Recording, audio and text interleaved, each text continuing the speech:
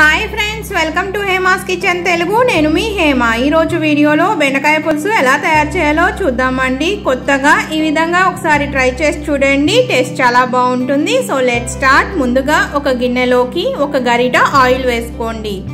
oil కొంచెం heat అయిన తర్వాత రెండు చీల్చిన ఎండుమిర్చి అలాగే 1 టేబుల్ స్పూన్ ఆవాలు పచ్చనపప్పు మినపప్పు అలాగే రెండు మీడియం సైజ్ చాప్ చేసిన ఉల్లిపాయ ముక్కలు అలాగే చాప్ చేసిన ఒక పచ్చిమిర్చి అలాగే కొంచెం కరివేపాకు ఇవన్నీ వేసుకున్న తర్వాత బాగా ఒకసారి కలుపుకోండి తర్వాత ఉల్లిపాయలు సగం ఫ్రై అయితే చాలండి తర్వాత ఇందులోకి ఒక 1/2 కిలో సన్నగా తరిగి పెట్టిన బెండకాయ ముక్కల్ని కూడా యాడ్ చేసుకోండి ఇక్కడ బెండకాయలు వాష్ చేసిన తర్వాత క్లాత్ తో బాగా తుడిచిన తర్వాత మాత్రమే ముక్కల్ని కట్ చేయండి అప్పుడు జిగురు లేకుండా బెండకాయ పులుసు అనేది చాలా బాగా వస్తుంది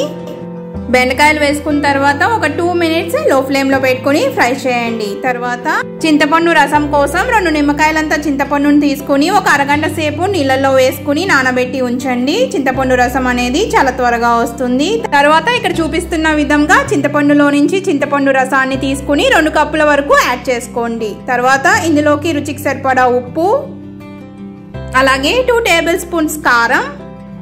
అలాగే 1/2 టేబుల్ స్పూన్ పసుపు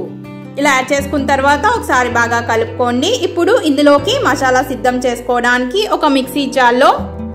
4 నుంచి 5 సన్నగా తరిగిన పచ్చి కొబ్బరి 1/2 టేబుల్ స్పూన్ ధనియాలు 1/2 టేబుల్ స్పూన్ జీలకర్ర అలాగే 2 వెల్లుల్లి రెబ్బలు యాడ్ చేసుకుని ఫైన్ పేస్ట్ వచ్చే వరకు గ్రైండ్ చేయండి ఇలా గ్రైండ్ చేసిన పేస్ట్ ని బెండకాయ పులుసులోకి యాడ్ చేసుకోండి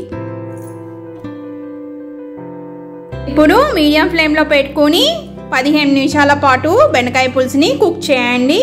ఇప్పుడు బెండకాయ పులుసు రెడీ అయింది ఫ్లేమ్ ని ఆఫ్ చేయండి ఈ రెసిపీ కనుక నచ్చినట్లయితే మీరు తప్పకుండా ట్రై చేయండి ఈ వీడియో కనుక నచ్చినట్లయితే లైక్ చేయండి షేర్ చేయండి సబ్స్క్రైబ్ టు మై ఛానల్